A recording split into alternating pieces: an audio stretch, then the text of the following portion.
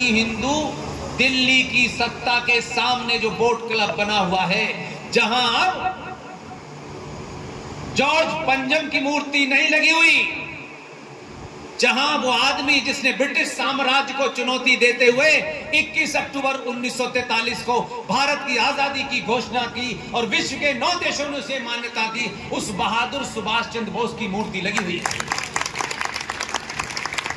आप 5 करोड़ लोग पूरे देश में, सिर्फ 5 करोड़ लोग तय कर लें कि दिल्ली के अंदर हमको एक दिन बैठना है।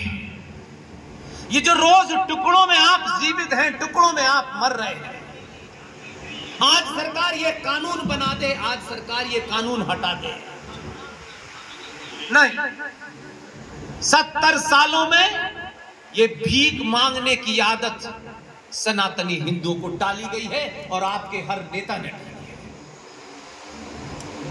पहले ये समझें कि आपका युद्ध है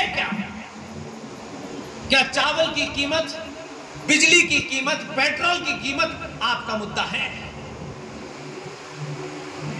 और ये युद्ध कोई हिंदू मुसलमान का नहीं चल रहा है, ये मंदिर मस्जिद का युद्ध नहीं है।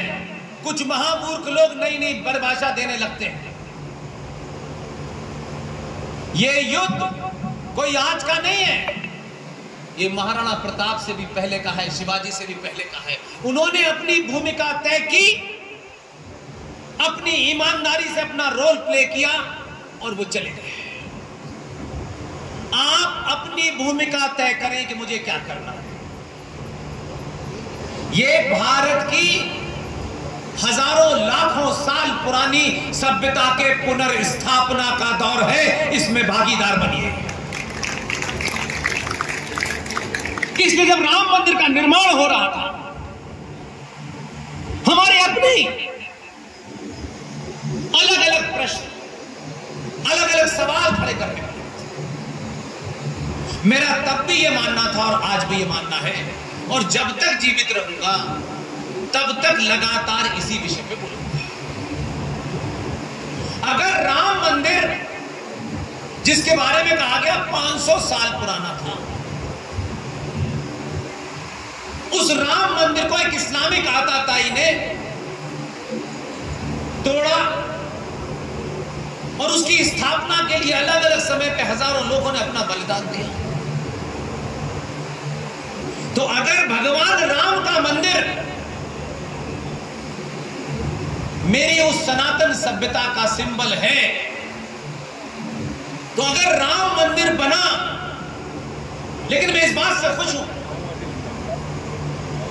कि दूसरी बात कहनी नहीं पड़ी किसी ने, लेकिन सत्ता के शीर्ष पर मैं सबकी बात नहीं करता, मैं 2 के अलावा बात ही नहीं करता। मेरे बाकी देखे हुए हैं, पिछले 20 साल 25 साल से देखे। अगर राजा को चुना आपने, 1 बार चुना, 2 बार चुना,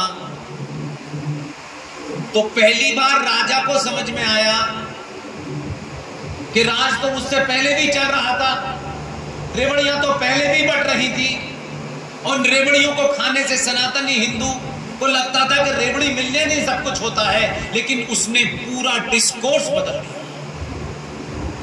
उसने उस राजनीति के भाव को बदला, और कम से कम इतिहास के स्टूडेंट के नाते ऐसा लगता है कि सत्ता के शीर्ष पे बैठने वाले को ये पता है कि लोगों ने मुझे सस्ते चावल के लिए नहीं बिठाया है।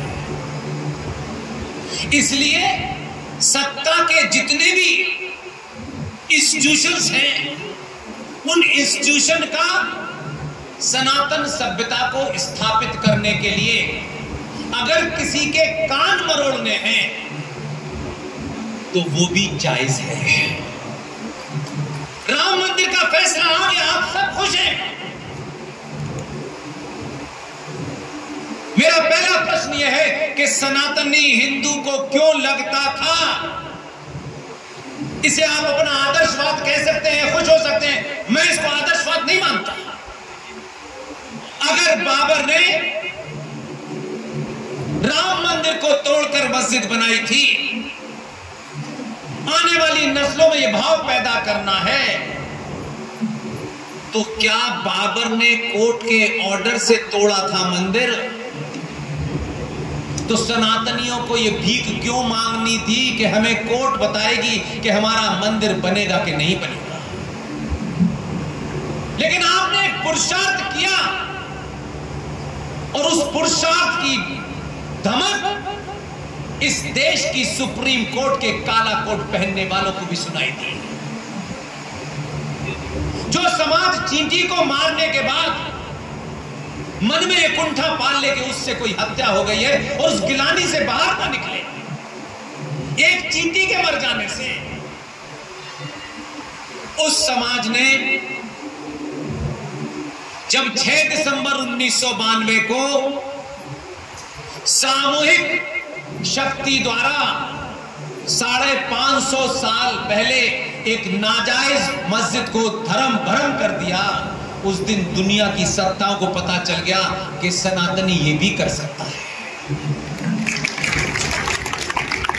और आपकी सत्ताओं पे बैठने वालों का भी इसका अंदाजा लग गया कि सनातनियों के पेशेंस का